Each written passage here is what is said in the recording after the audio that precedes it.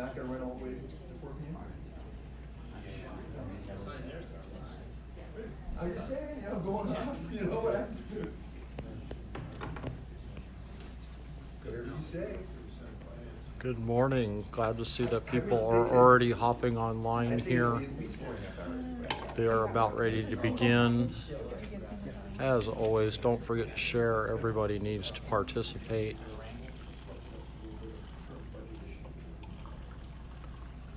Hopefully we have good sound quality here. My voice should be extremely loud.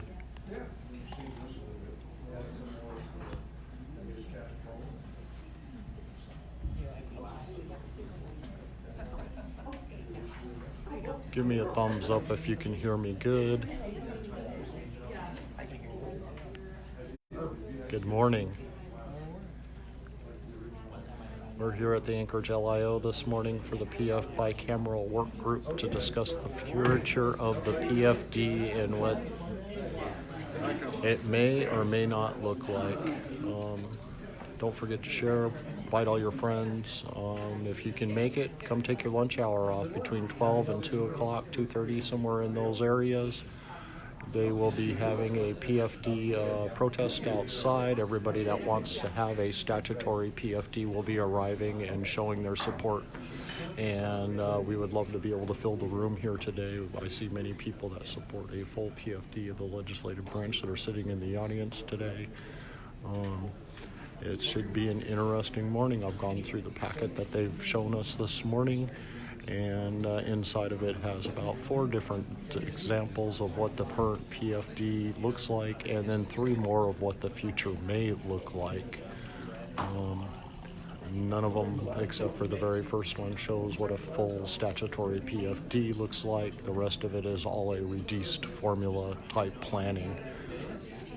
Right. But like I said, First year. with the newspaper, and reading a lot about that. So good. You got just an iPhone? Yes. Pretty cool. The mic worked pretty good?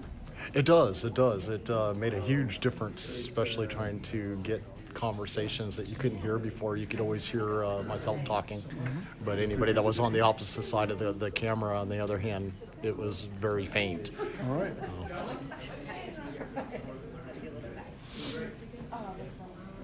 We have several people that have arrived already this morning. Hey, you get a haircut. You're like kind of shaggy up there.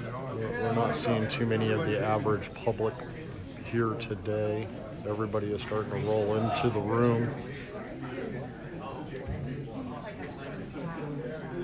Got David Wilson sitting over there. Looks like Kathy Giesel is here. Bert Stedman and several others who are part of the bicameral group that are already at their desk. We got Sarah Vance there, Johnson.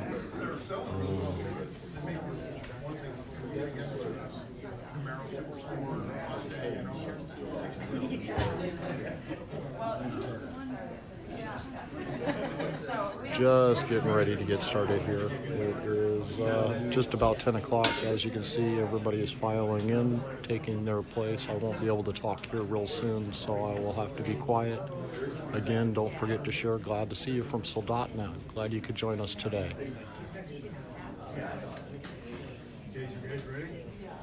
12 to noon. Looks like they're going to start.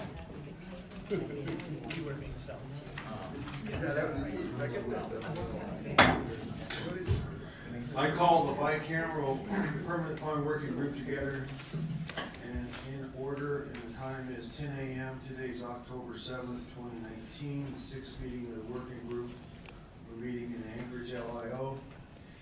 And Senate members present today are Senator Stedman, Senator Bishop, Senator Olson excused. Senator Hughes will be here shortly. Madam Co-Chair, would you want to go through your contingent? Yes, Representative Merrick is here, and Representative Wolf, and Representative Price Thompson is on his way. Thank you. And in the audience, we have the Senate President Kathy Giesel and Chuck Kopp from the House of Representatives. Representative Kopp, good morning, both of you. Senator David Wilson's kind of hiding back there, but I see him now. And I believe that's it. If I will be with the chair.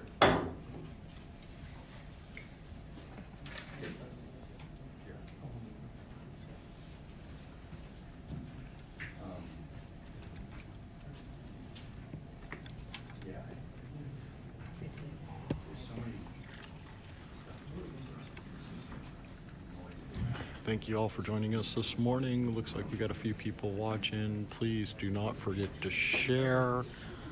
This is a bicameral work group to discuss the future of the PFD. That is the cover sheet to the discussion of what they're going to be doing today. They have about 3-4 different scenarios out there. All of them involve a reduced PFD, more funding to government, less to us, the people who own the PFD. Do not forget to share. Can't emphasize that one enough. Things like this need to be viral. All Alaskans need to be participating in the PFD discussions and having a first-hand knowledge of what is being said here today.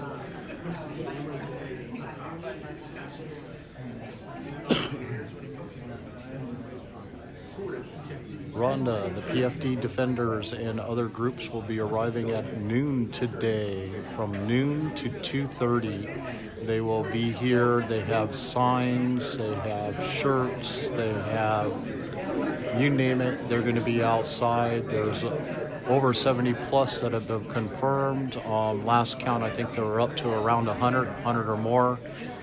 And that will be arriving later on today. Hopefully sound quality is really good. Love to see a thumbs up out there go across the screen to say you can hear me good, or someone just tell me you can hear me good. Make sure everything's working and operating the way it's supposed to. All right, glad to see more of you have joined. They're currently waiting for other legislators that haven't arrived yet due to traffic involved issues, being here on time.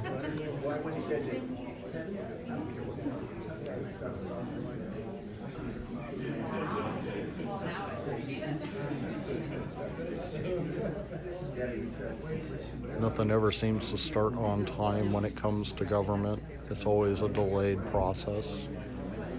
Tomorrow in the Anchorage court system, fun fact, they're going to be talking about education and why it has not been funded yet.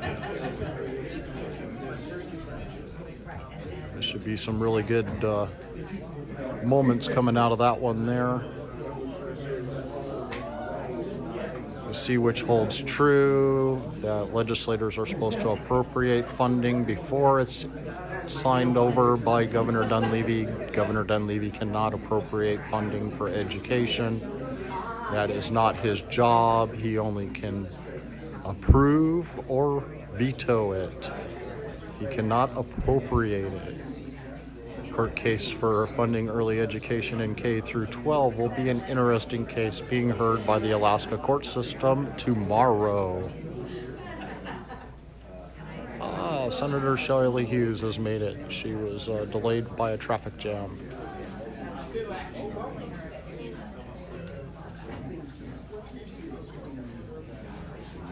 Olson, the only one of the bicameral group that is not here today. He has been excused.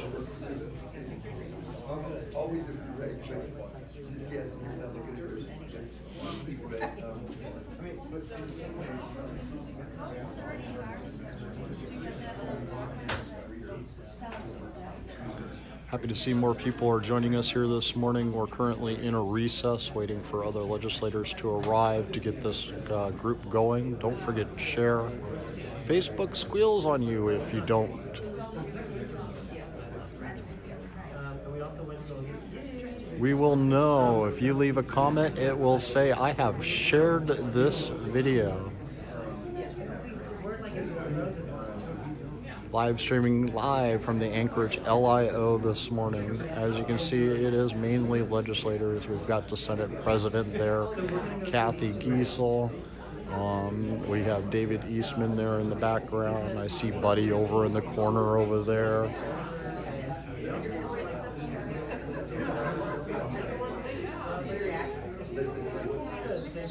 We have most of the bicameral work group up there up in front.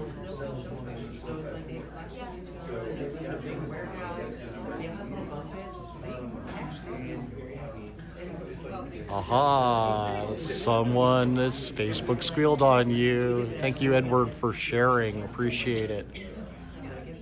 Facebook has made it harder to share. Several ways around that. Go directly to my page and share the video from there. Save the video. Go to your saved files and then click on it, and it will bring you up to a share button. Aha, we've got another sharer. Love you. Thank you. Keep it going. I will be here until it ends.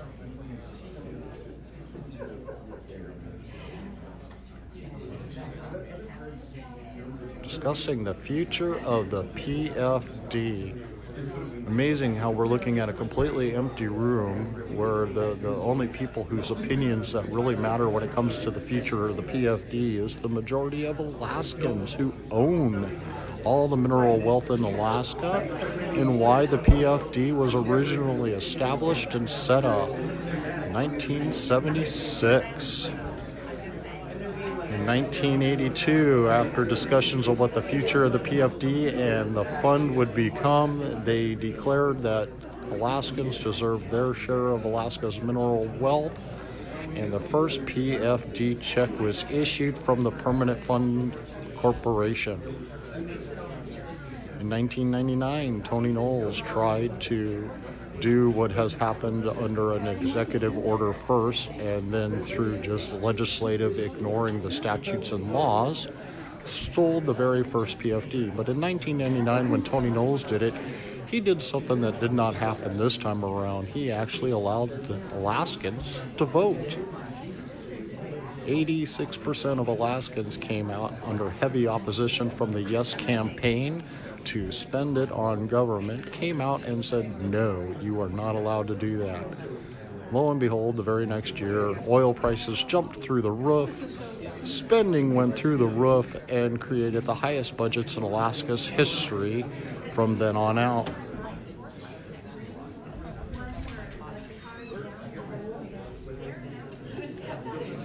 Instead of reining in the spending in the budget, when they realized that oil prices had dropped at 2014, they had nearly $19 billion sitting in the CBR at that point. Ex-Governor Parnell issued $3 billion, almost $4 billion, over into the pensions, peers and tiers account, which reduced the PFD down, or the CBR down, government's version of the PFD. And from there, the rest is history. Governor Walker was elected into office, and immediately they spent down the CBR down to less than $2 billion in 4 short years. Because they couldn't cover the bloated pork-filled budget, they immediately went and stole the PFD. Working group back to order. The time now is 10:10. Senator Hughes has joined us. And Jonathan Price Tompkins will be with us momentarily. We're going to get kicked off. Okay. Representative Andy Josephson has joined us since we adjourned. I think that's it. And please silence your cell phones. Today we're going to receive our presentation from the Legislative Finance Division. Fiscal Analyst Lexi Painter is here to present the models. The co-chairs have asked all members of the working group to request the various models they would like to discuss, and based upon that input, we have 6 different scenarios today for this morning's presentation. Members are welcome to ask questions as we walk through the different scenarios and take questions from the working group. Mr. Painter, would you please come forward and put yourself on the record and start your presentation?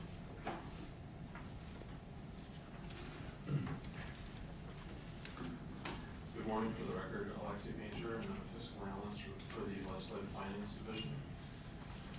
So the scenarios, as Senator Bishop said, were requested by the members of the working group ahead of the meeting. I'm happy to do additional scenarios or tweaks to this as we go. These were what we have preloaded. I'm going to bring up our fiscal model and we can go through anything else. Legislative Finance Division does not endorse any particular plan. We'll model anything that we're asked to model, as long as it's mathematically possible. And for members of the public at home, I know it's very hard to watch the screen moving around. So if there are any additional scenarios that members ask for that we go through, I will try to take notes and we'll post those after the meeting basis so you can see what we're discussing. So before we get started, for the benefit of Senator Sedman and his typical request, we're going to go over some key terms so we can keep everybody on the same page about what all these things mean. I apologize, I often will use the acronyms and abbreviations, so I'll try to define those and try to spell them out as we go. So one term we'll use a lot is ERA, that's the Earnings Reserve Account. That is the portion of the permanent fund that is available for appropriation. The principal is constitutionally protected and cannot be spent. So when we're talking about spending from the permanent fund, we're really spending just from the ERA. POMV is another one that I say a lot, and people don't always know what that means. It's referring to the percent of market value. So the legislature passed a bill in 2018, SB 26, that limits draws from the ERA to 5.25% of the 5-year average market value of the total permanent fund. In FY20, that is approximately $2.9 billion. And so that is based on that 5-year average of fiscal years ending in FY18. So there's a lag there. And so even though the percentage is 5.25%, really it's less than that of the actual permanent fund because the fund has grown since that point. Statutory net income is the realized earnings of the permanent fund less expenses. This is how money gets into the earnings reserve account through statutory net income. The current PFD formula in law is based on statutory net income. It is 50% of 21% of the earnings over the previous 5 years. And it does not have the same lag as the percent of market value draw. So the FY20 dividend formula was with the 5 years ending in FY19, whereas the POMV draw was the 5 years ending in FY18. So sorry, I've probably thrown out too many terms here in my definitions.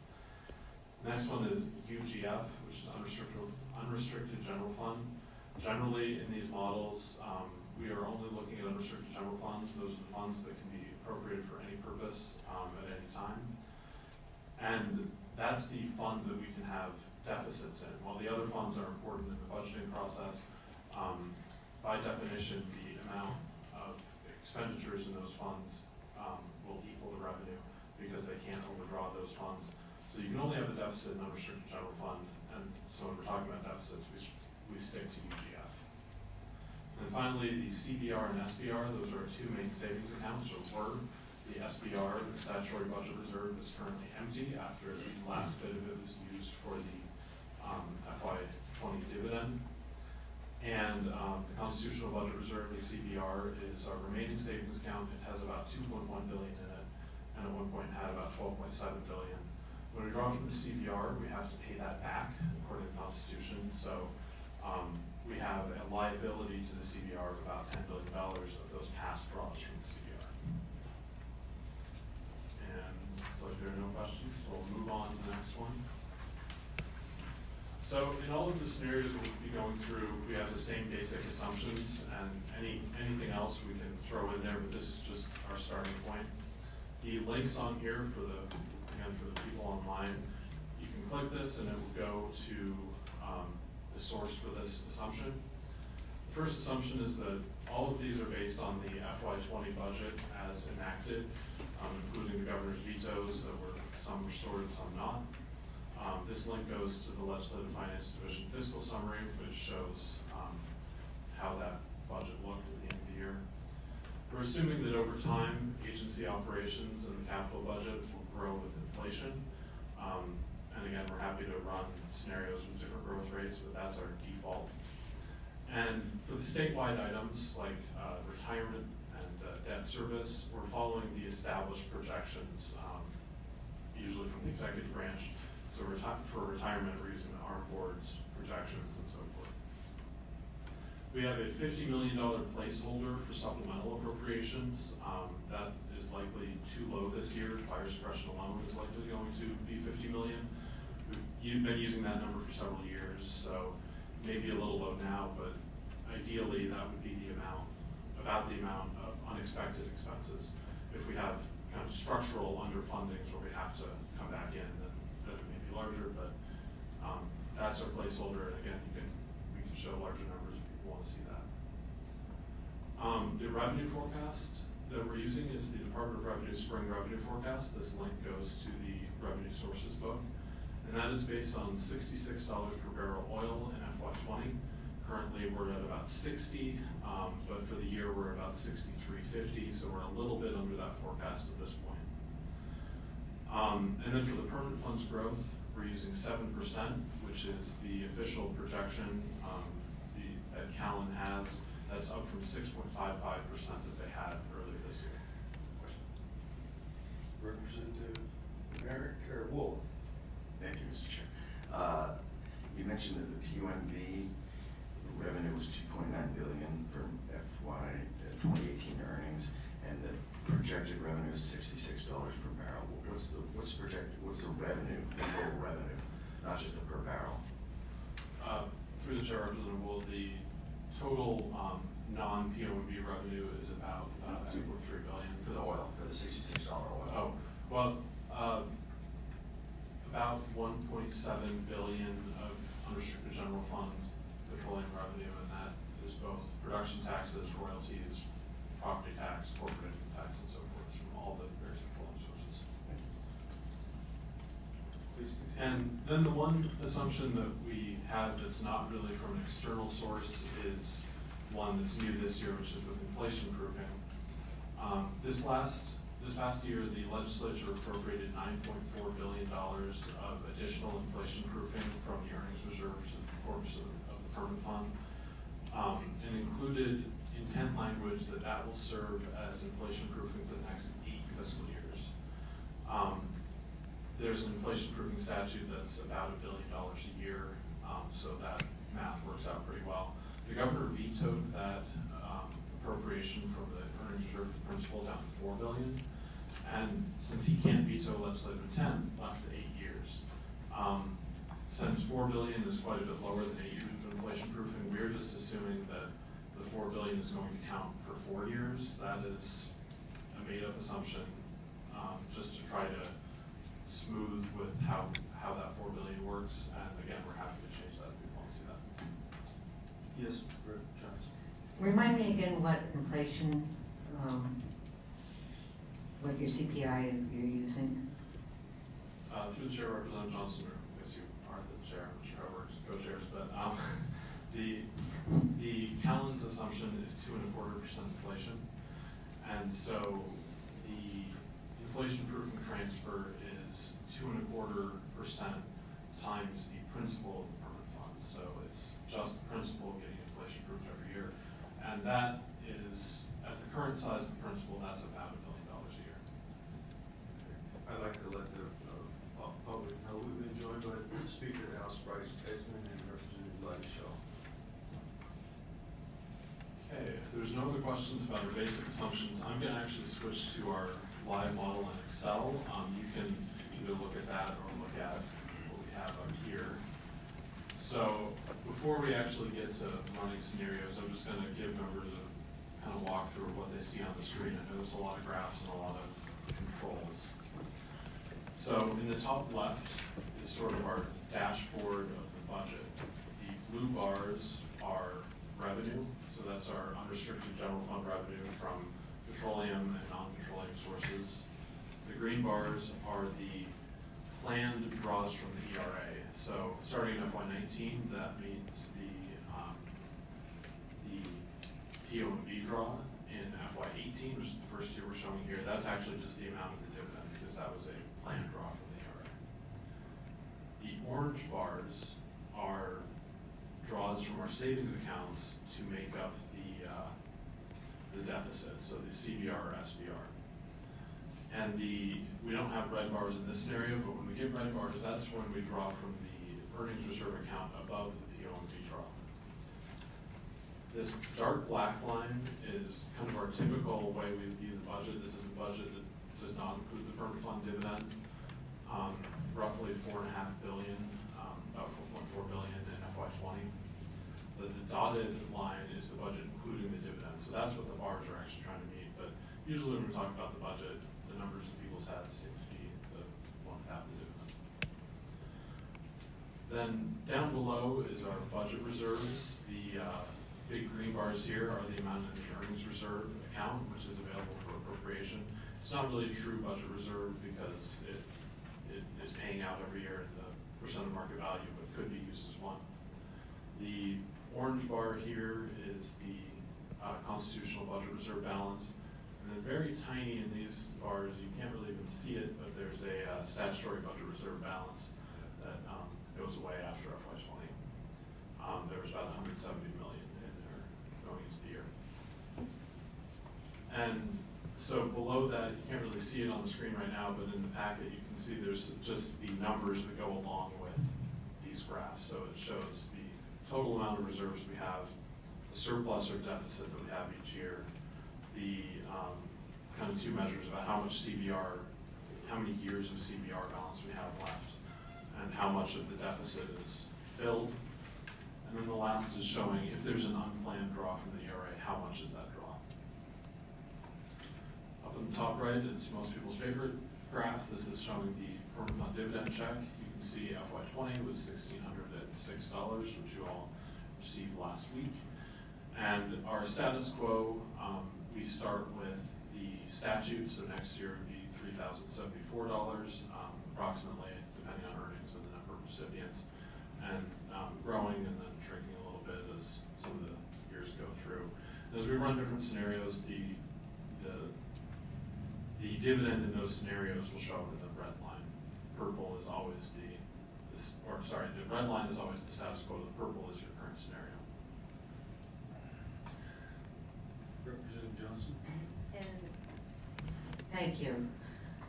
In that scenario, do you include the draws on the ERA when you recalculate the dividend amount?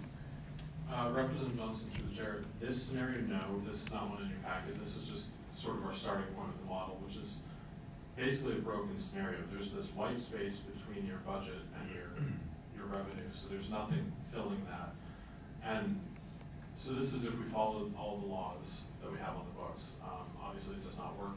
The first assumption we usually make is that the additional draws that need to come out of the ERA, and then it does recalculate based on that, but not in this kind of just baseline. Senator Stedman? I think we want to be careful when we say follow all the laws on the books, because we do have a law on the amount of this earnings reserve account, the permanent fund, which is 5 or down 5. That is in conflict with the statutory dividend calculation. They're both equally weighted laws. Both are subject to change by the legislature, but we can't change the Constitution. So we just need to be careful when we start talking about following the law. Senator Stedman would share that's a fair point. What I meant by that was that we were following the POMV draw and paying the dividend out of that POMV draw. Depending on how you read SB 26, we could legally pull the permanent fund dividend and the POMV draw. Not sure that was intended or not, but our default assumption is that you just pull the POMV draw only. And this slide here is just for illustrative purposes. Yes. So this is just to show kind of in isolation how this would work, but obviously it's not a viable scenario because there's this white space. So the graph below, the permanent fund ending balance, is showing whether the permanent fund's value is keeping up with inflation.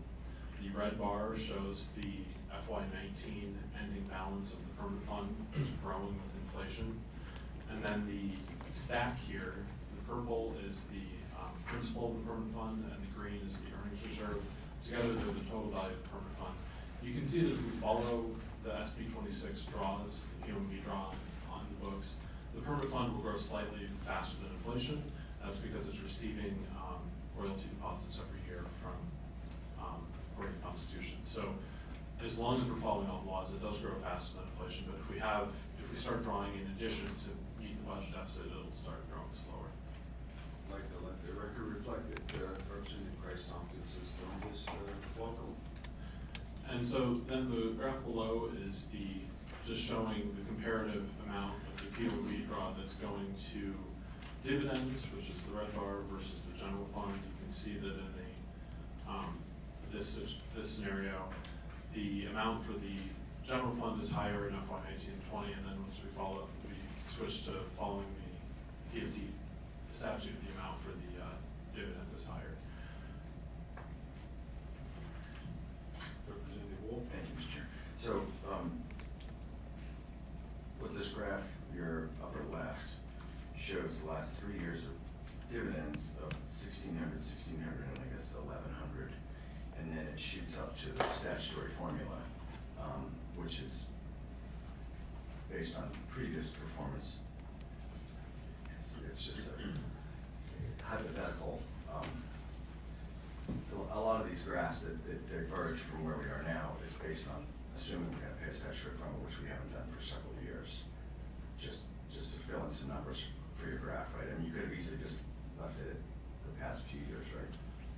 Representative Wall, through the chair, yes, we could just assume that we're going to have a flat dividend. I think when we talk to legislators about what they'd like to see, the default would be that we pay the statutory rather than last year's. That's really just a stylistic choice, I suppose, about what you consider the default. Is it what we got last year? Is it following the statute? I think our approach for this is that, the default, if we do nothing, would be to follow the statute, but I can see how that's a subjective choice, for sure. Senator Hughes. Yeah, thank you. Back to the conversation about what the laws that we have in the books. What's at conflict are the draw statutes. One of course is the 5.25, and the other is the historic draw. The actual the historic PFD calculation actually can coexist with the P1V draw. It could, it just leaves less for government. And actually, if you recall, when Governor Dunleavy placed his budget on the table at the beginning of this last process, he actually respected the P1V draw, but he applied the historic formula for the PFD. And you ended up with, out of that draw, about 65% for the PFD, with only about 35% for the government. And I find it interesting in contrast, in the prior couple of years when with our former Governor Walker, also respecting the draw, but those numbers were flipped. So and these are rough, but you basically had 35% going to the people and 65% to the government. And I point that out because the historic draw is, I have been working to try to educate the folks in my district, is if we were to ignore the SB 26, the 5.25% draw, and go by the historic draw, I don't know the percentage, but it'd be up, and maybe Alexi, maybe you know, would be somewhere in the 6% range, which would erode the growth of the fund. So I am surprising people in my district and around the state, because I have been very much for historic fund. But as I realize you're going to erode the growth, the historic draw is actually too large. The historic draw, I think, would be 3.8 billion, whereas I'm not sure what the earnings were. I remember seeing something about 3.2. So you do have a problem where your fund's not going to grow.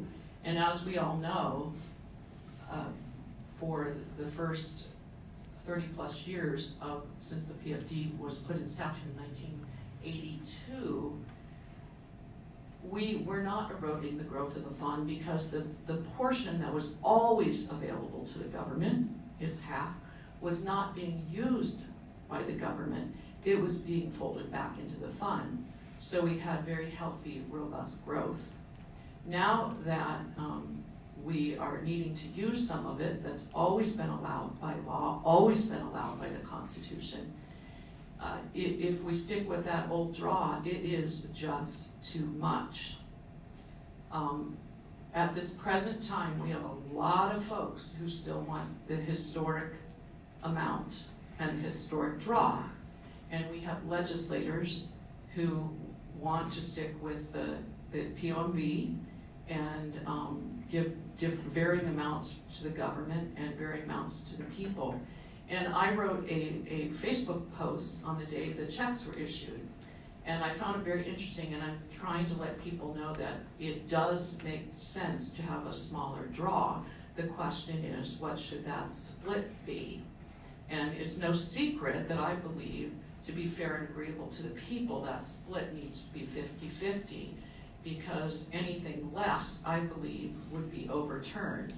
And if this working group were to decide to put forward a recommendation that we pass a statute with some differing amount, is 75% for the government, 25% to the people, or 65-35. There may be the votes in the House for that. There could be the votes in the Senate for that, because those are simple majority votes. However, I believe that this governor would veto that, and I do not believe that there are votes in the House or the Senate to overturn that veto. So I'm just putting that out there because I'm not sure where this working group is going, but I am willing to put my neck out there and propose.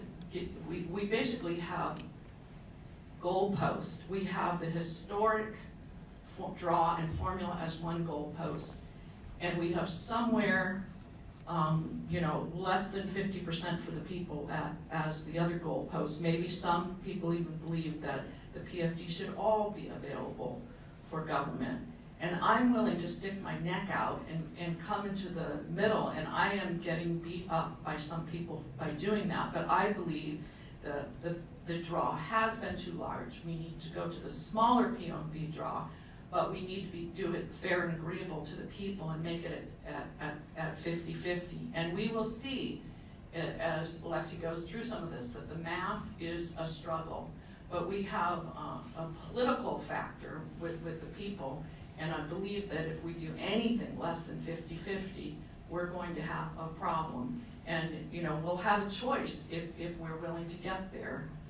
But I'm willing to put my neck out there. I believe the governor is still for the historic. Many of the people, the PFD defenders, are for the historic. I believe Senator Wilkowski is still for the historic.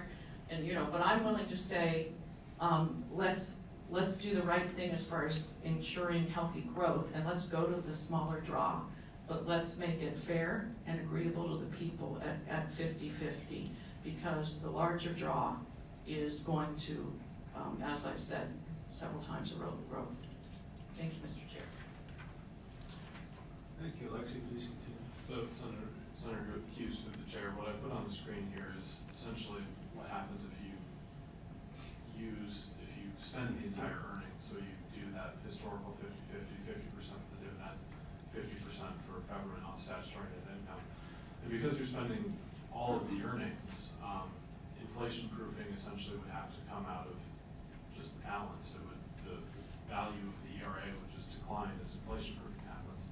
So the value of the fund doesn't really decline, but it far doesn't keep up with inflation.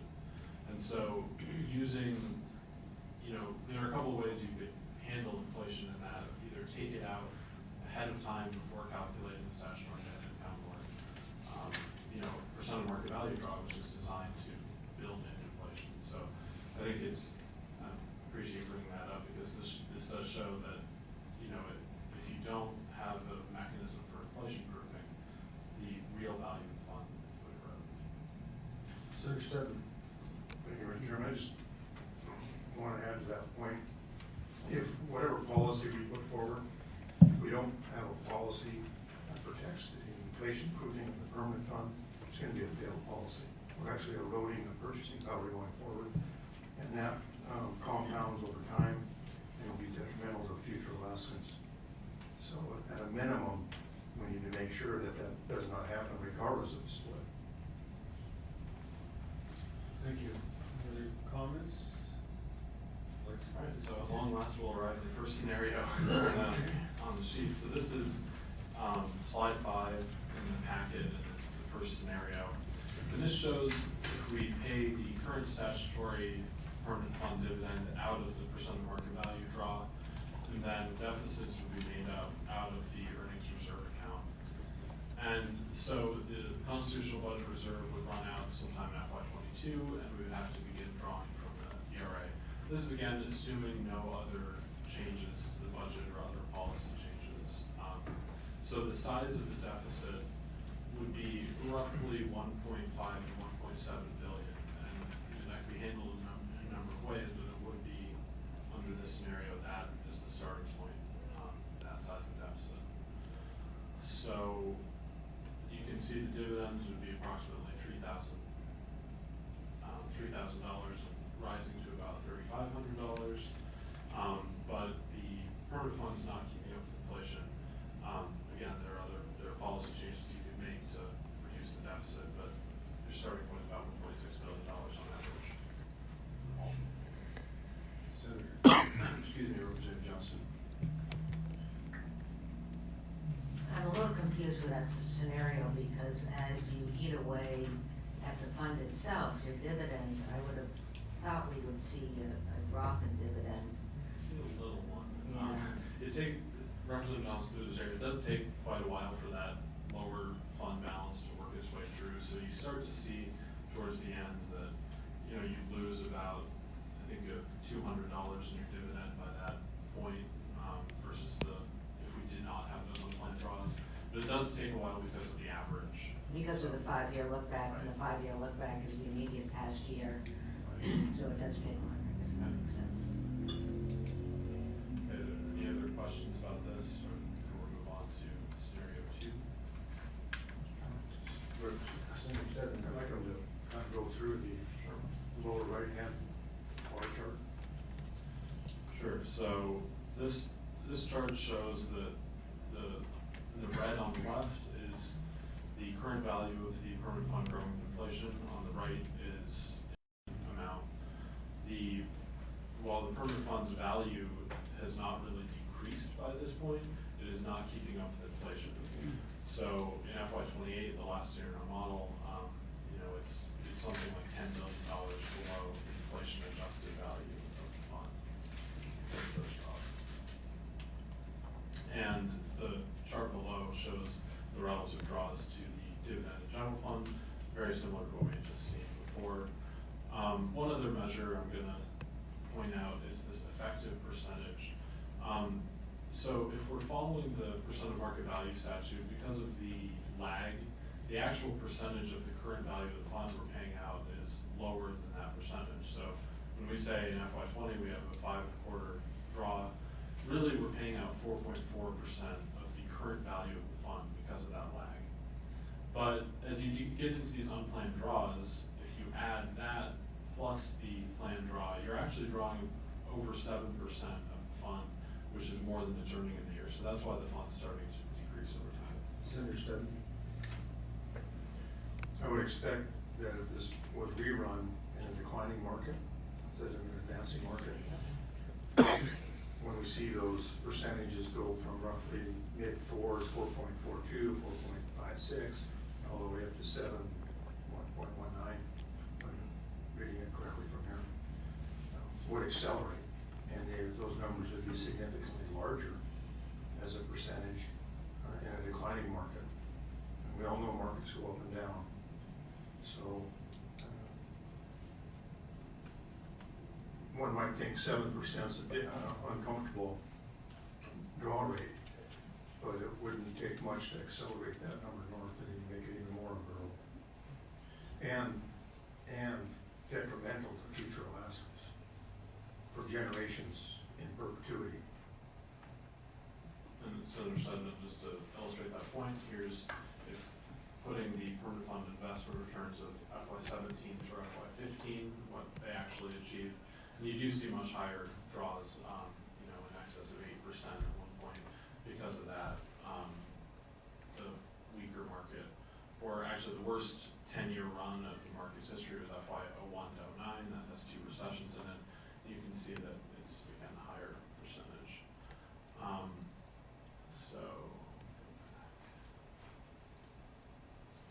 Okay, any other questions before we move on to the next scenario? Representative Wolf. Thank you, Chair, and I know you went over this already, but the lag, in other words, it's 5.25%, you say that's effectively 4 point something. And can you refresh me as to exactly why it's not 5.25 when we all think it is? Representative Wolf through the chair. So there's the percent of market value draw is based on the value of the fund over a 5-year period ending a year before the actual draw happens. It's So, an average. right, so you average those amounts that were lower because the fund has grown. We've only had one period which the fund's actually decreased in value. So generally, while it's advancing, that percentage is going to be lower. And that's a form of smoothing that we were doing by, you know, so your draw doesn't vary as much. But it does mean that, you know, when people say it's 5% draw, it's really a smaller draw in actuality or value. Assuming advancing market is. I'd just like to put there was several of us senators that, when we were talking about SB 26, that were advocating for a lower draw amount than 525. So if I want to make an error on the investment side, I want to make it on the people side, the state side. So there were some of us who were advocating for a lower multiple. But we lost.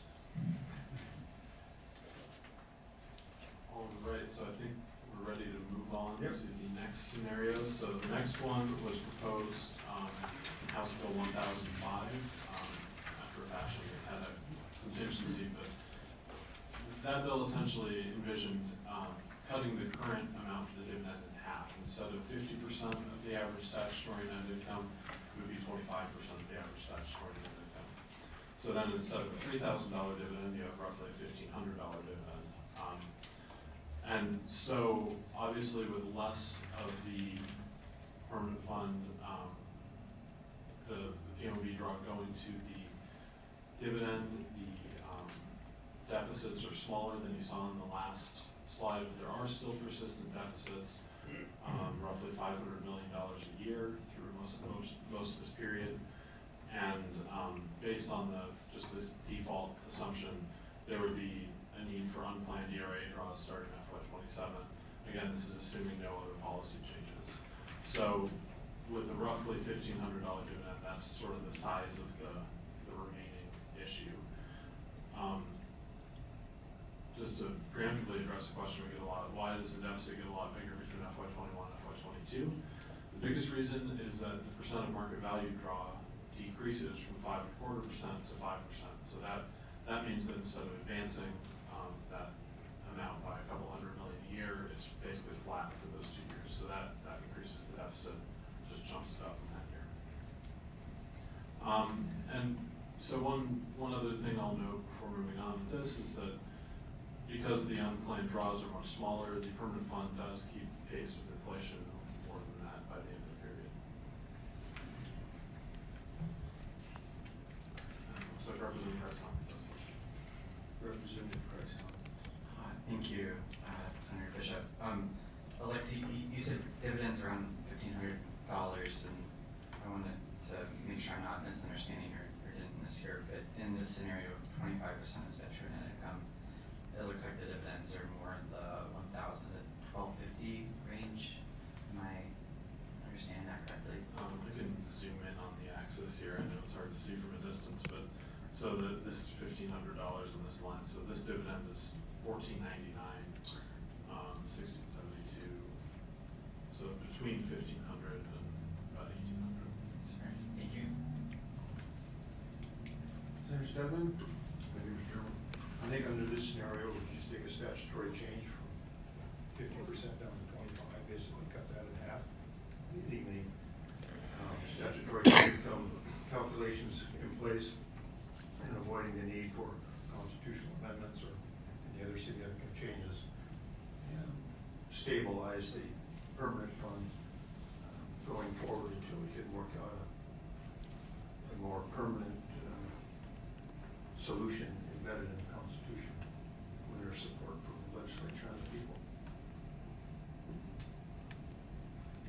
Seeing no further questions, please continue. So move on to the next one. This is slide 7 in your packet. It's the third scenario. So this is showing what Senator Hughes was mentioning and what was proposed as Senate Bill 103 this year. Last year's proposed in a House bill that I forgot to write the number on, but it was sponsored by a number of House members as well that year. So this puts the dividend as half of the percent of market value draw. So in FY 21 next year, that dividend would be about $2,350. And so in FY, the remaining deficit, which is kind of, I guess, the key term here, would be about $1 billion, 900 to 1.1, depending on the year, but about $1 billion gap. So that's significantly lower than the 1.5 to 1.7 under the current statute, but it does leave a persistent deficit. And so as a result, the constitutional budget reserve would run out in FY 23, again, absent no other policy changes. We could have other policy changes if members want to see that. Senator Hughes. Are you, as far as the projections for the oil revenue, are you taking into account the activity now on the North Slope and what we might see as far as in coming years as you're moving out, or how are you, what's your assumption for that? Senator Hughes, through the chair, the spring revenue forecast that the Department of Revenue prepares as our basis, that does include some of that production, but it assigns a risking factor that assumes there's a chance that it won't all come online. And so it has essentially flat production. You could see obviously higher if all of those projects come online. You could see lower if none of them come online. So they sort of just assume that it'll fall somewhere in between and we end up with flat production. That's actually a pretty big change from a few years ago when they assumed pretty straight declining production, but they do only partially count those new projects. Another thing to note is they don't count any revenue from Anwar lease sales because they view that as very uncertain. It'd be a one-time payment in the forecast period, so as a very uncertain one-time payment, they don't count it. If we get it, I guess it'll be a nice bonus, but that's not in here at all. And again, because this is the spring, it does not include the impact of the Hillcorp sale of BP, which, you know, the corporate income tax will likely reduce revenue, but could cause increases in production to legacy fields that might make up for that. Again, a lot of uncertainty there, and this is a forecast from April that didn't reflect that. So we'll be getting a new revenue forecast in December that may reflect some more of these changes. To that point, not all of these new prospects who pay royalties, state treasury are there. Because they're not on state land, other than production tax that we would recover, but that would be sometime down the road. That's correct. Also, although added production does increase production tax also because it reduces the tax royalty, it spreads it over more, the tax tariff gets spread over more barrels, so it helps boost production tax from existing fields. But yeah, we would potentially, for some of this federal land, not get royalties or have a lower percentage.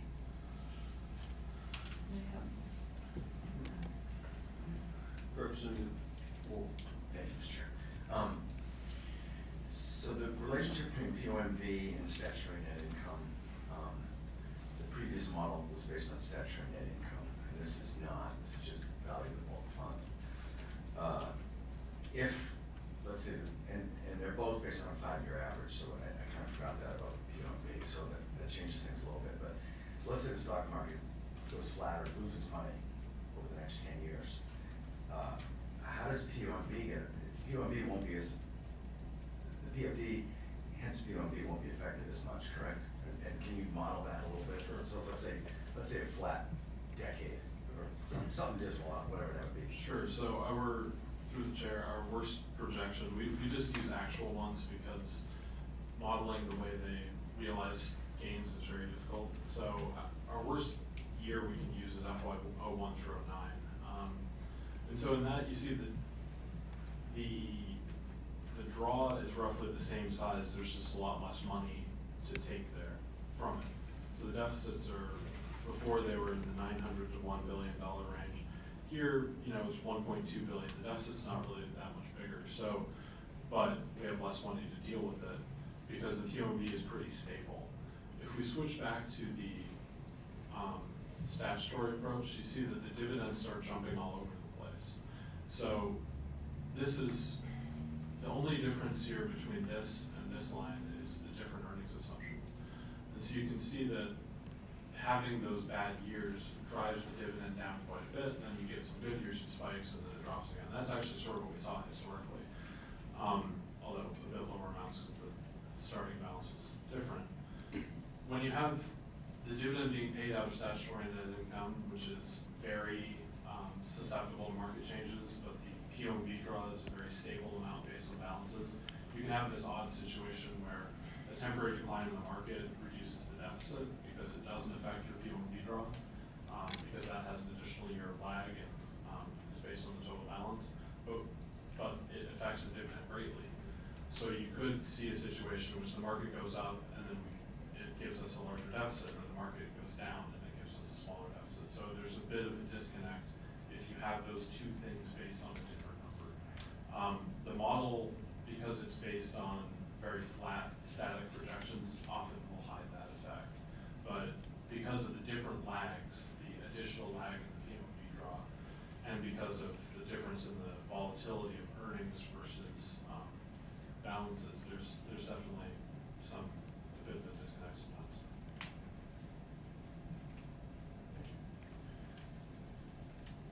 Please continue. Okay. Senator Hughes says. Yeah, could you, Go back to okay, where I was. yeah, Sure. back to where you were as far as, so we can see, the red bars in the upper left, start to overdraw, which is not a good thing to be doing. But I just want to point out, and just for those folks that listening at home, as Senator Stedman loves to say, there, as you mentioned, there are a number of different factors that could change that, and we were just discussing one as far as what the actual North Slope activity and how that pans out. If we were to continue to nudge down the budget over a few years, that shrinks that. If there's some other revenue source that changes or in addition. So that these are just projections, and there are many factors that can unfold between now and when that could occur. So I just want to point that out, and because I think it's important to realize they are simply projections and there are a lot of unknowns. And your model was great though, the way you can move different levers, and you have to have some starting assumptions. So I'm not being critical of that.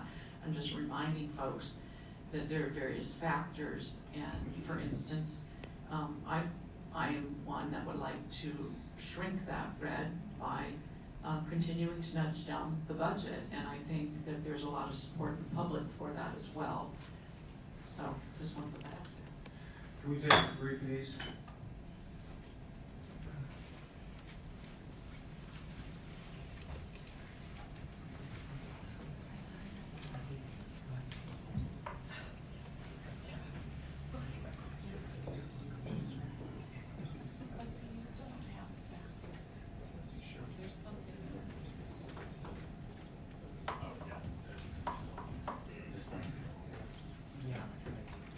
Thank you for all joining us today. Don't forget to share. We are live at the Anchorage LIO with the PFD Bicameral Work Group. So far, all scenarios that we have seen have assumed that government will not reduce the budget, will continue to spend at the levels that they are at now, and it will always remain with a smaller PFD coming to Alaskans as they begin to spend more and more to keep paying for a bloated budget. All the graphs, every time you see something in the left corner that has red bars, that's when their statutory CBR that they have will disappear, and they continue to take more from the ERA.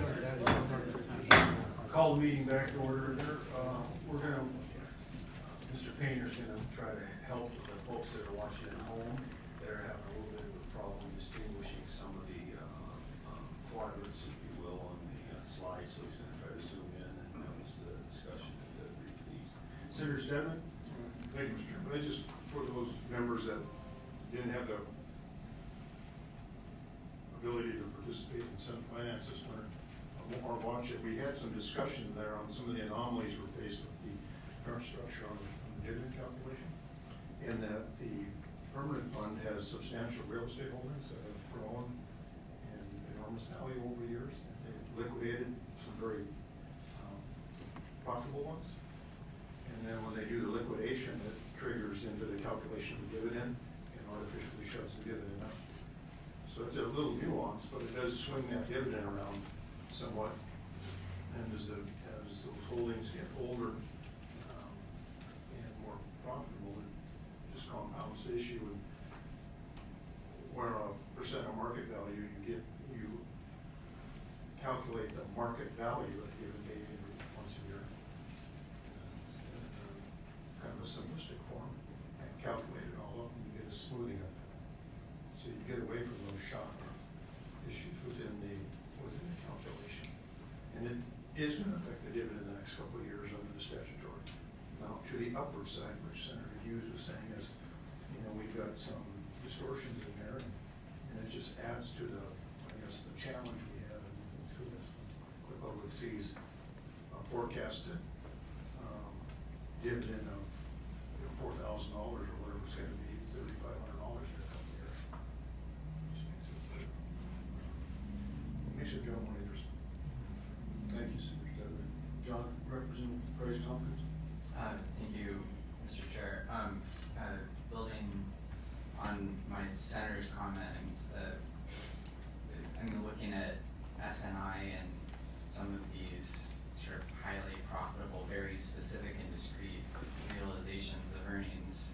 I think it was a new realization for me that a lot of those assets that are being realized are assets that were not contemplated by the people who wrote the PFD formula in the early 80s. It was a very conservative legal parameters on what the permanent fund corp could invest in. They couldn't invest in real estate, they couldn't invest in private equity in the 80s. So there wasn't this contemplation of this volatility in realized earnings that, as Senator Stedman pointed out, can really jerk around the formula in a way that we now have. So that was something that hadn't occurred to me, but I think is something that's worth all of us keeping in mind. It's kind of an unintended consequence, if you will, of broadening and having more aggressive investment parameters for the permanent fund corp. But I also wanted to ask a question on a part of this model that I didn't understand fully. And so this question's for Alexi. And Alexi, looking down at row 69, I'll say a specific row number to try to be more specific. I'm looking at the ERA overdraws, and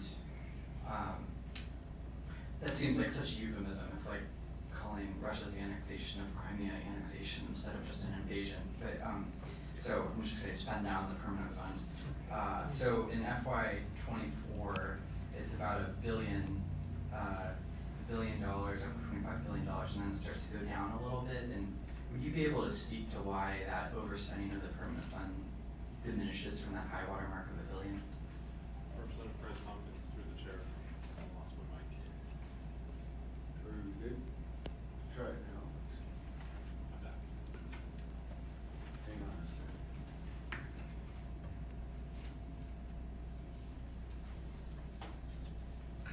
Switch mics. Now you're just green now, see what you got. Okay. Hey, I'm back, okay. So, Representative Price Tompkins through the chair.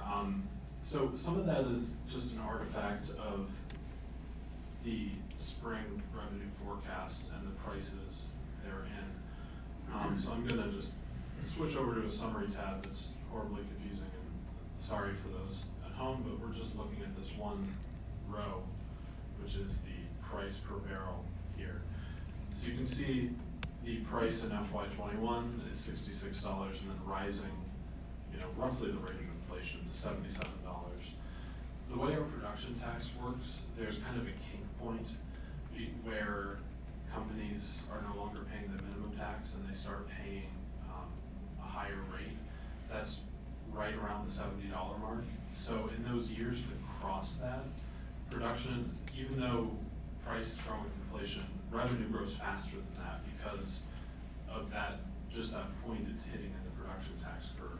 And if you ever look in the revenue sources book, they have a graph that compares revenue to oil price, and you can see that there's a distinct kink in there where we kick into that part of the production tax curve. And so really what you're seeing is those last 2 years where you're over $75, you're getting significantly more revenue even though prices aren't actually changing that much. And that overcomes the other things. So it's, yeah. Follow up?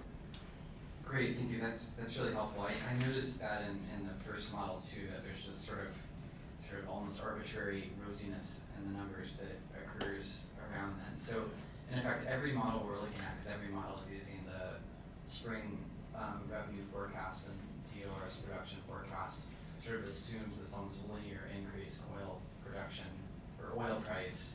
And so when that kink is hit, it sort of will shift every model.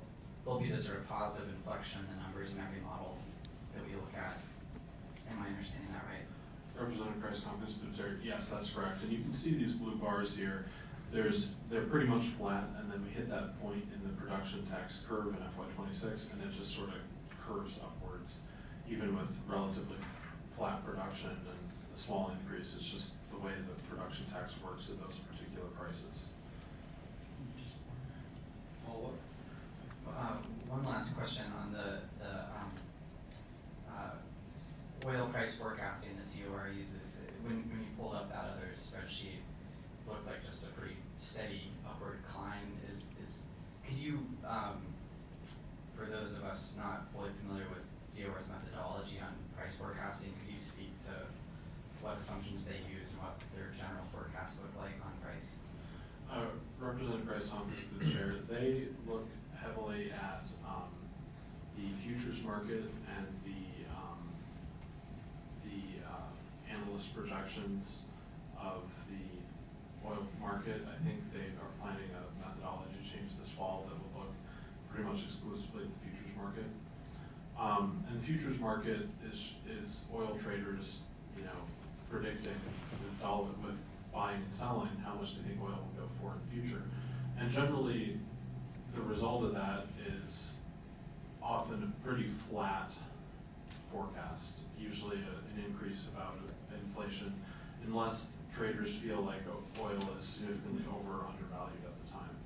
So when oil was, in the $100 range, a lot of traders thought that that's not going to last forever. So you saw a bigger downward pressure. A lot of analysts didn't see that, so their forecasts tended to be pretty flat in those eras as well. But generally, the price forecasts are pretty close to flat from current prices. I can't remember seeing any that they were predicting a large spike or drop in oil. One last question, if I might, Mr. Chair. Promise? Yeah, this will be it. So if DOR switches this price forecasting over to a more futures-weighted methodology, is it fair to say that will result in a more bearish price forecast and therefore a more bearish oil revenue forecast? Through the chair, Representative Price Tompkins, I can't really speculate on how that might change this year. They say that their internal modeling that they've done shows that would be a more accurate forecast than what we have been doing. So whether it's more bearish or more bullish, they feel it would be more accurate. So right. You made a comment that futures traders, that their trades tend to predict a more flat price forecast. I thought I heard you say that. Through the chair, when the oil market is stable, if prices have been decreasing, it'll often have a downward slope. Prices are increasing, will sometimes have an upward slope. So at current prices, where traders seem to feel like we're in a comfortable area where they haven't been that volatile, it'll be relatively flat. But it really is going to depend how volatile the market is. Okay, thank you. I think, line of questioning is good. I think in the not too distant future, we're gonna have a chance to ask some industry experts in that area some of those questions. So, Senator Stedman. Yeah, just as a add-on to that, what we've done historically in the past, taking a look at the revenue source book and their projections and then compare it with the Energy Information Agency's forecast, the federal forecast, which is updated quite often, and keep an eye on that. And then use your own opinion on how accurate the targets are in the revenue source book relative to the Energy Information Agency, and then put a band of prices on it. I agree with you. If you know, I read it every day. You read it this morning.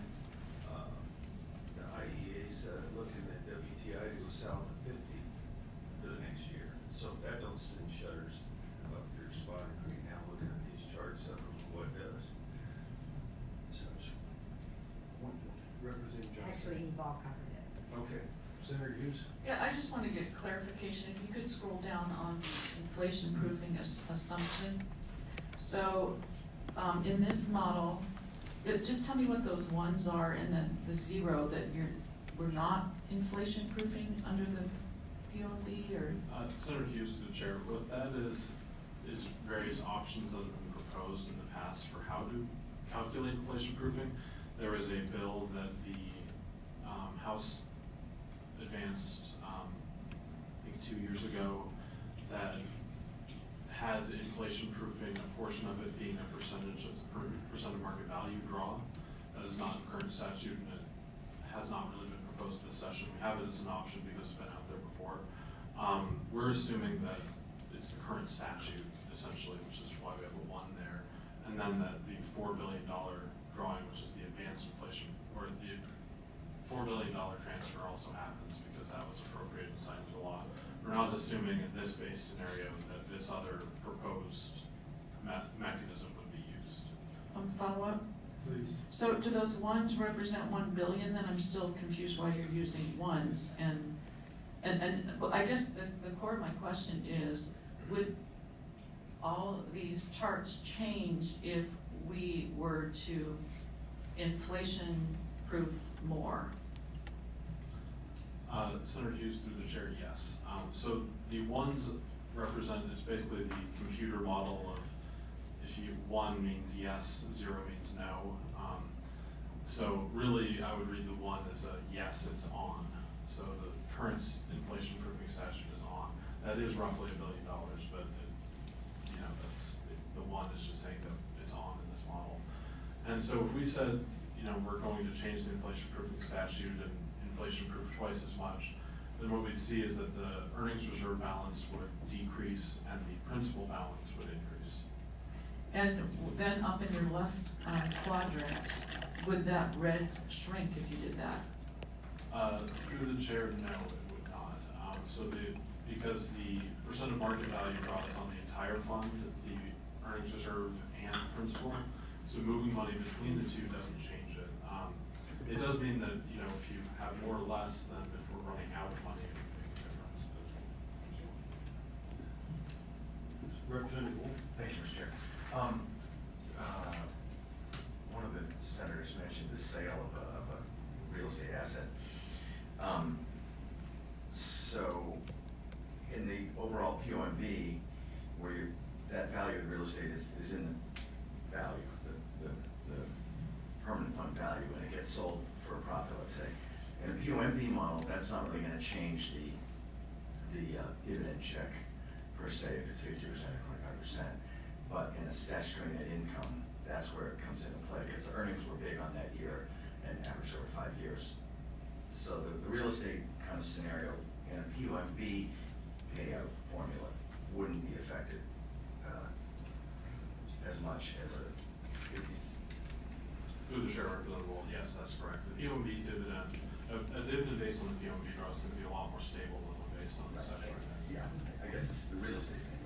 Yeah, Not- and we kind of had that happen in FY '18. Permanent fund had a long-standing investment that paid off, that was sort of a long-term investment. And so we had $6.3 billion realized that year versus the forecast, which was about $4 million. And that's why if you look at the statutory dividend calculation, there's a noticeable increase in the divot.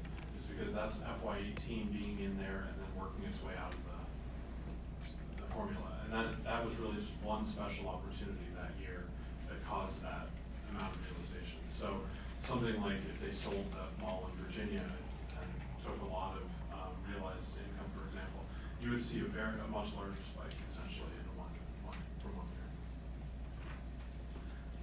Please continue.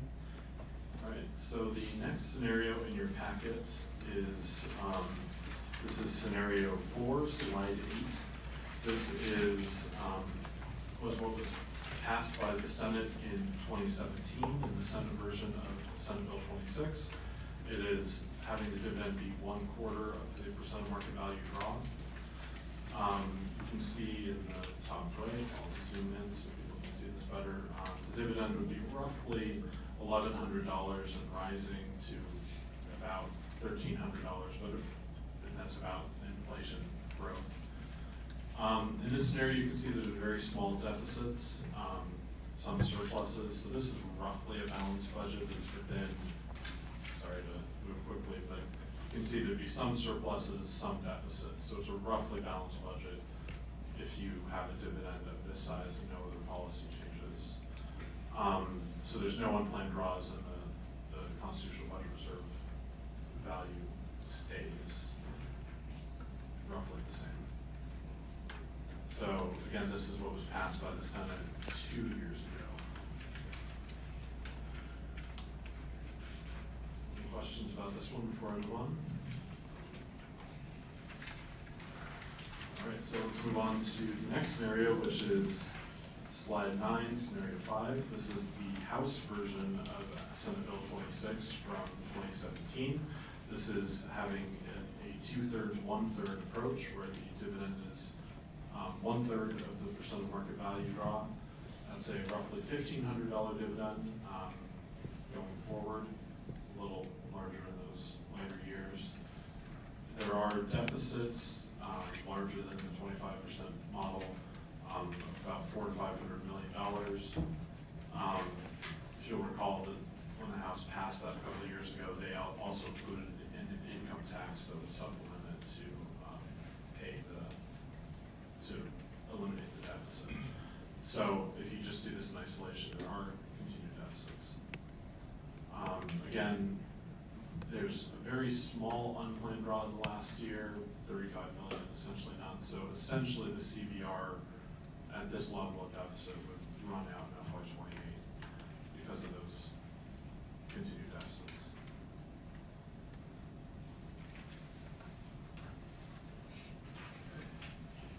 Seeing no questions, slide 6. Okay, so now we're moving. So now we're moving on to, this is slide 10, scenario 6. This is based on Representative Wool's bill, and it's actually quite similar to the version of Senate Bill 128 that passed the Senate in 2016. That bill used, well, I guess I'll get to what this is and then talk about that bill. But so this bill has the dividend be, or this scenario is the dividend as 20% of the POMB draw and 20% of oil revenue going to the dividend. The version that the Senate passed a couple of years ago, the only difference is instead of all oil revenue, this was based on just royalties. But essentially, it was a pretty similar concept. This dividend would be about $1,300 and rising. You can see because there's oil revenue in there, it rises a little faster in those last years as we're talking about the way oil revenue works with the price forecast. And so it has a deficit of roughly 300 million in most of these years. Again, just in isolation. And that's a small enough deficit that we project that the CBR would last through the forecast period through FY28.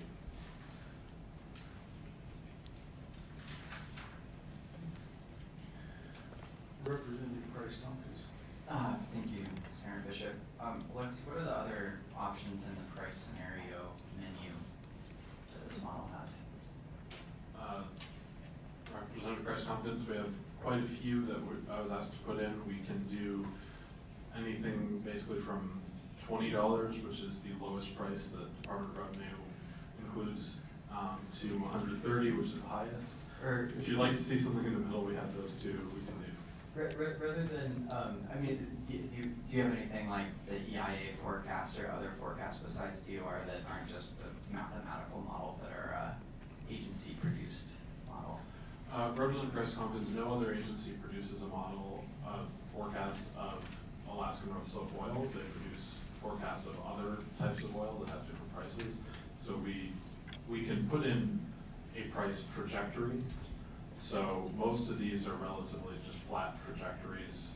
I can, if you'd like, I can put in something that moves up and down. But yeah. Representative Johnston. Yes, through the chair. This model, granted right now you can vary it as far as what the oil market is doing, but also there could be an opportunity as far as volume to follow the line of thinking that Senator Hughes had, you know, if there was, and we're, you know, there's the discussion that we're in a renaissance of the industry in Alaska, this model could have benefits of a renaissance. Is that correct? Representative Johnson, through the chair, we actually currently the only forecast, production forecast we have built in is the spring forecast. We can build in more. We have in the past. There hadn't been much discussion about that, so it's not. We don't have other scenarios that were provided to us by DOR, so that's the one we have right now. But if you'd like, I can request additional ones and follow up. And I understand that we didn't ask or suggest a different model, but what I'm suggesting is to follow along with Senator Hughes' discussion as far as what is happening up on the North Slope. This type of model, if it was federal or state land that there were new developments in, this, because it is royalty, it's not overall income, it could have a different look to it if it was, as I say, a further development and an improvement up the North Slope. Yeah, Representative Johnson, through the chair, we can certainly provide that if you'd like to see those scenarios, because depending on where the oil development is that's providing the higher production or lower production, it definitely does influence the amount of revenue.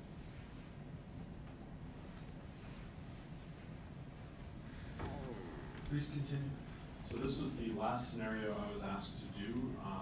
Before we move on to the next item, I'm happy to show additional, if you'd like to see the effects of additional revenue or additional budget changes on any of these, I'm happy to do that.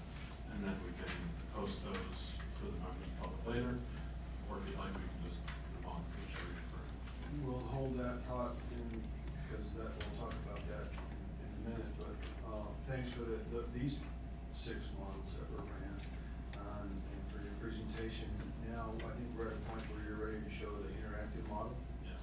And that public can use at home, and that's going to be hosted later this week at www.pfalaska.org. So www.pfalaska.org.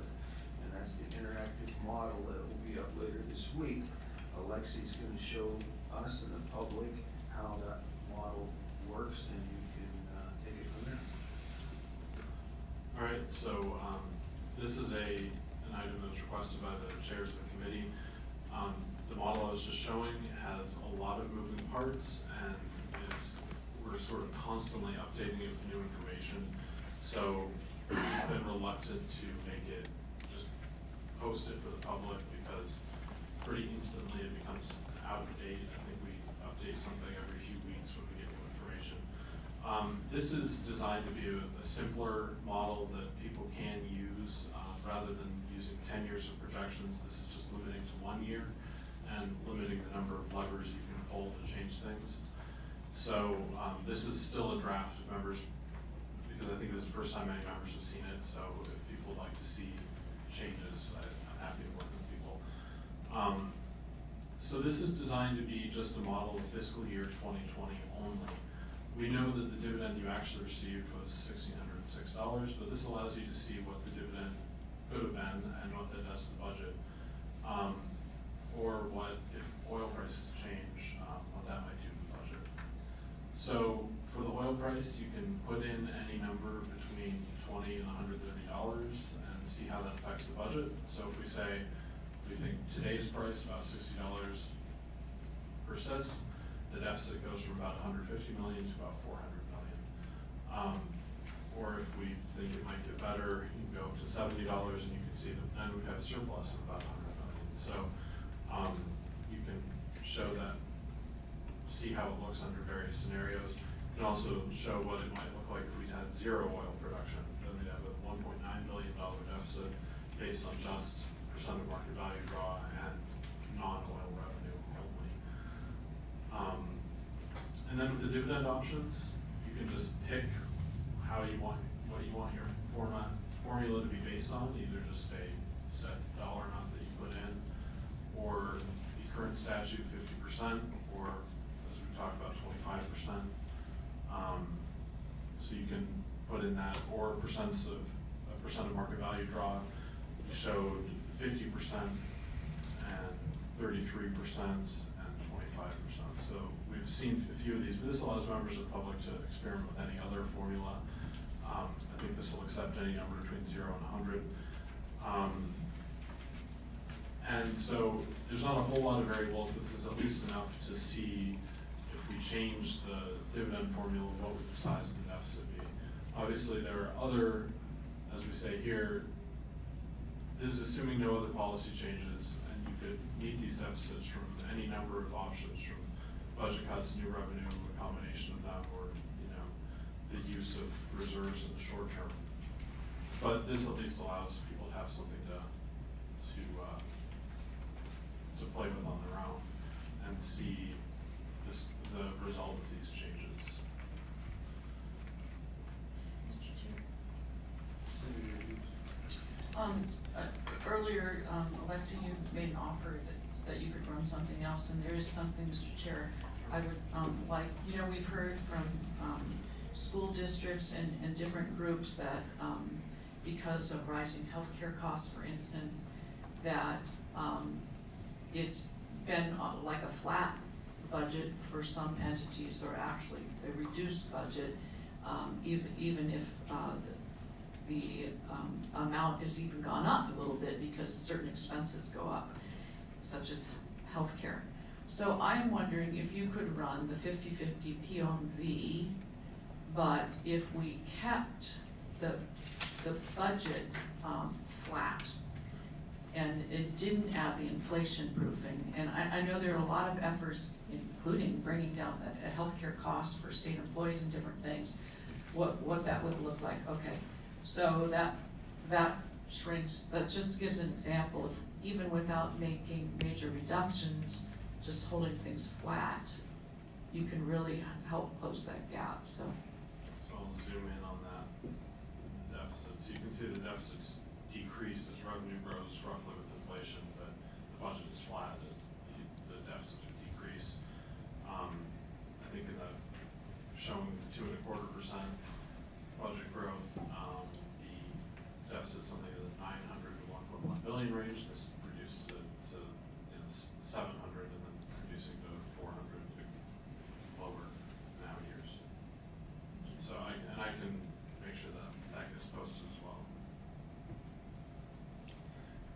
Representative Wolf. Thank you, Mr. Chairman.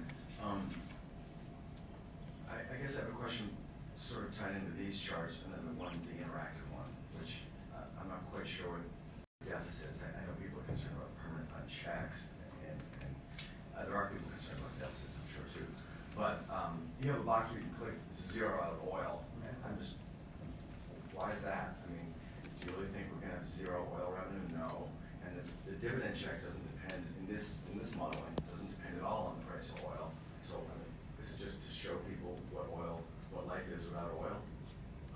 Through the chair representative, well, that was requested by the co-chairs, and they could speak to why that's in there, or, I mean, I think I can speculate that the purpose is that oil is a finite resource, and someday, maybe 40 years in the future, but someday we'll not have oil, so, maybe. I think that's the purpose, but I'll let them. Well, okay.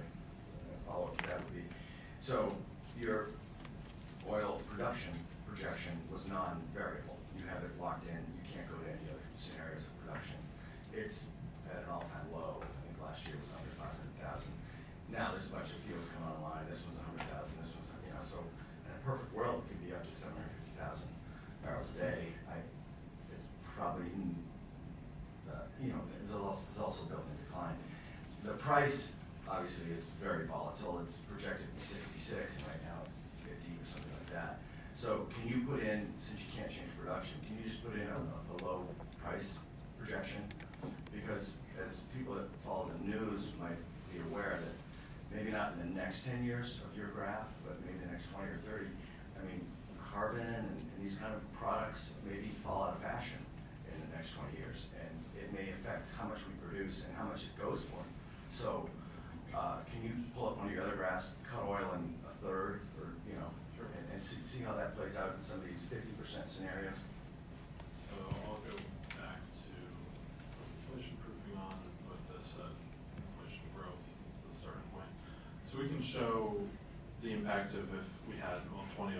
Well, let's not go crazy. Let's go 35.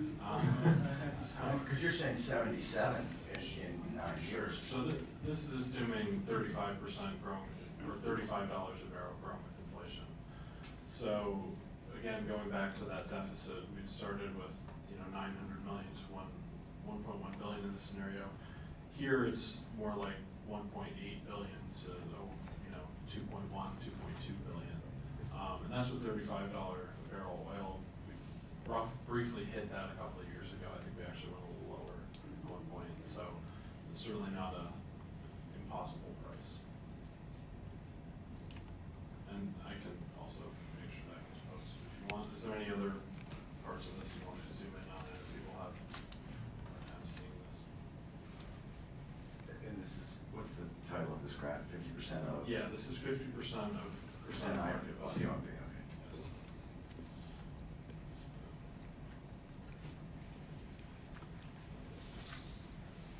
Any other questions, comments? Representative Merrick.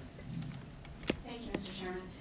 Lexi, are you aware of any discussions on kind of formulas that once the price of oil drops to a certain amount, it might trigger a change in the formula for the dividend?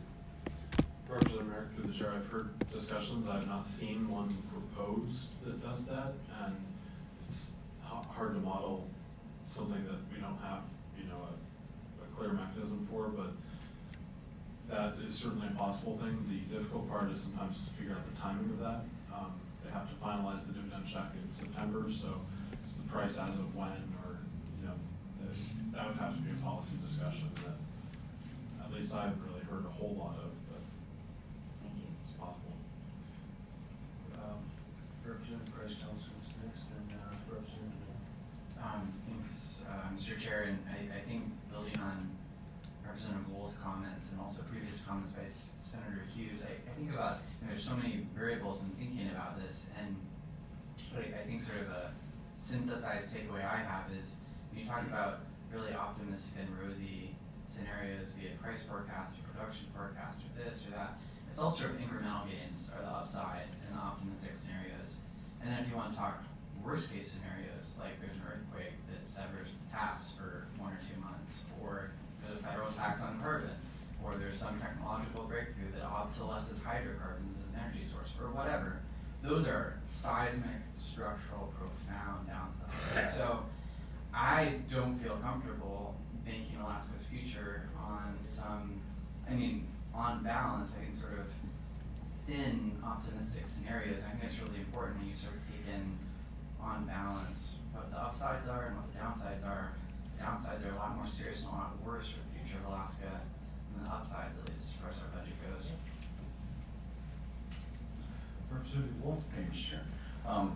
Just to be fair, or just to look at another scenario, because you put the $35 oil projected out to the future, can you do that also for the scenario 6, which actually uses oil revenue? And you know, this is something I've been working on, and like you said, it came up, it's not an original idea, but if oil should drop out for whatever reason, price, production, natural disaster, going out of fashion, other alternatives, and obviously besides the POMB, it's our main state income. So if it were to decline, but we're still sort of on the hook for a POMB dividend check, which, and there you go, that's the $35.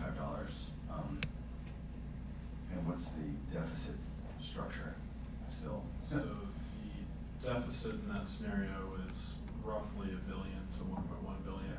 So there's still a substantial deficit, but if you want to, I guess, compare, you know, 33% PMB, and this is actually pretty close, or 30%, I think, normally.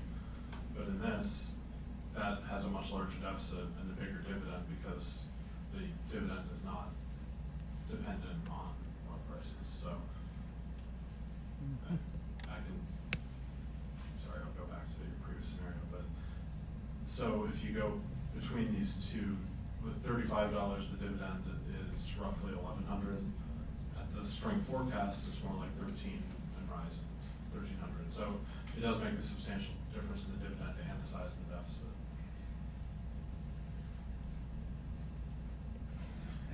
Any other questions, comments? Seeing none, you know, just an observation, people at home, they can look at these slides and read as good as any of us here. All these scenarios have a deficit. Some are worse than others. So I think it's important that we look at different alternatives for revenue going forward. Right now, I mean, we created another one last year when we created SB 26. We've got one with revenue to help shoulder up and bolster the oil revenue for the state POMB drop. I think personally, it's my opinion that we need to continue to look at other new forms of revenue, because I believe Alaska's got a 20 to 30-year window to diversify our economy.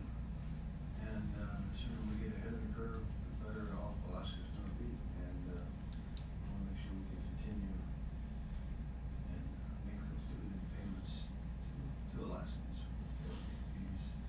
As far as the size, it's yet to be determined. Senator Stubbs? Yeah, thank you. I think just as we're winding down today, I just want to make a brief comment of across the border, our neighbor Alberta, another oil basin. All that we've spent down $12 billion or so in our savings account, CBR liquidated or SBR, done collectively some wishful thinking that oil production was going to save us. We're sitting here today. We've heard that almost every year for the last 6-7 years in June. We still have made better decisions, and the state's in a lot better position than Alberta. We didn't cut the budget, didn't address the issues, borrowed $90 billion to finance their government, and then they sit today in this soft oil market, $90 billion piled on debt. So we are in a pretty good position. We're just fretting about a dividend to the people and feeding the government machine and taking care of our future Alaskans so we don't short them. And we'll come up with a solution that will work for everybody. But clearly we're better off than Alberta. We're not sitting here with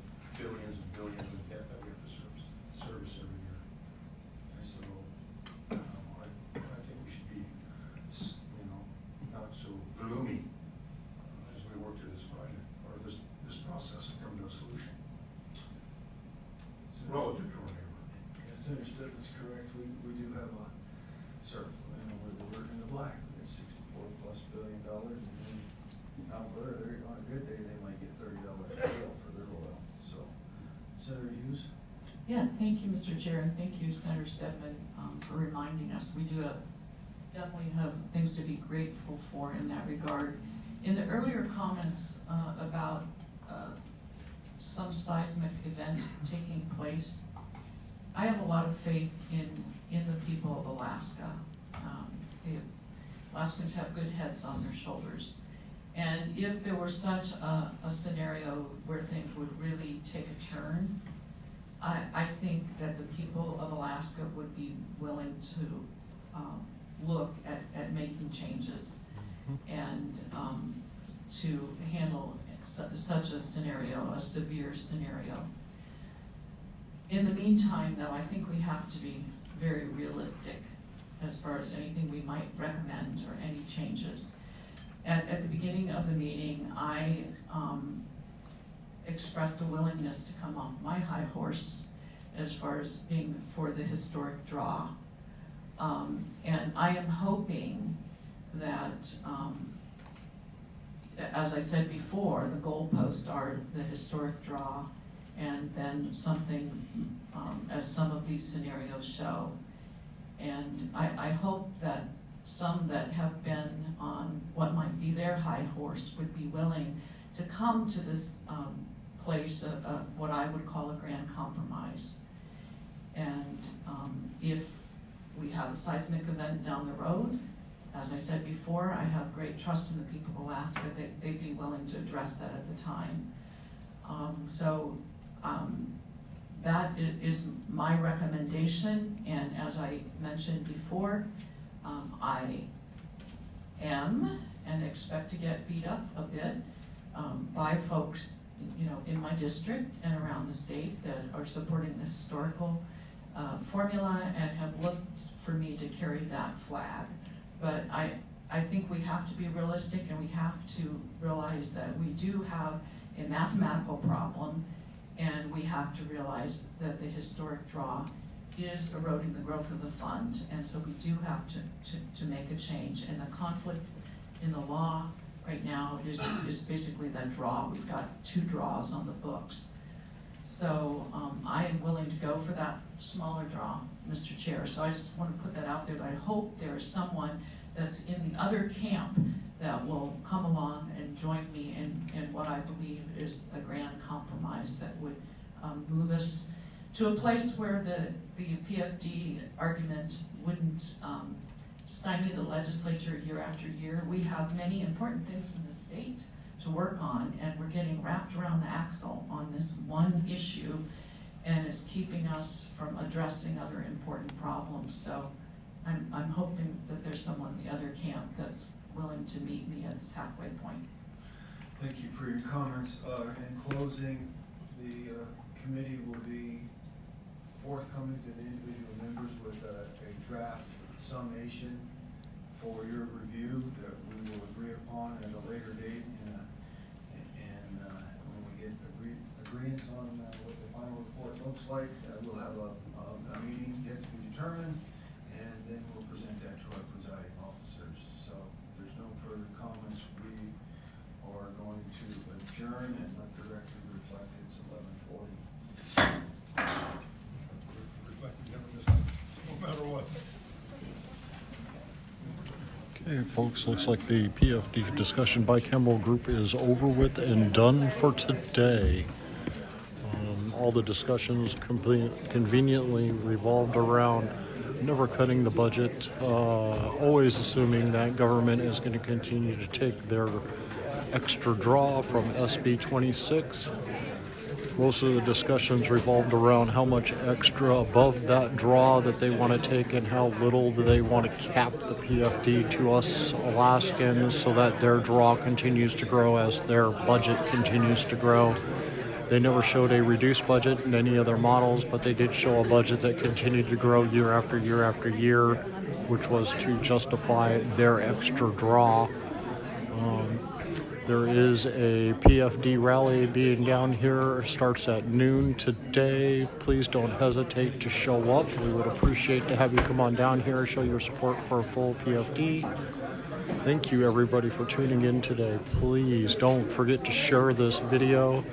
Again, the discussions that they had revolved around capping the PFD at a smaller value, using more of it to fund government. Zero discussion of allowing the people of Alaska any say in the process. It is all going to be done by the committee and the group to be put towards the other legislators.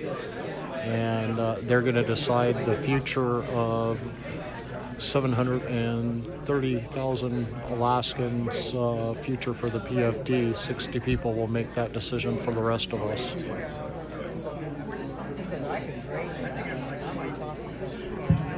Thank you all for tuning in. I will be going live. If I don't continue to keep this one running, I will restart it back up again when the PFD defenders show up outside here in just a little while. I just, that question, why is it increasing? Dead soldier here. Like today, it's Later on this week, they will be putting up a web page where you can go and play with the model of numbers that the PFD, it was at the very end of the video there, they were showing that the PFD model, you can play with the different numbers, different percentage draws, and figure out what the calculations of the PFD would be. They don't give access, though, to the bigger models that had all the different graphs where they can change individual numbers throughout their draw, our draw, statutory. Everything always seemed to reflect with the POMV draw. They did not show it without that new SB 26 draw in the calculations to show what a statutory would be and their normal fair share without the extra being added onto it that they're taking from the ERA.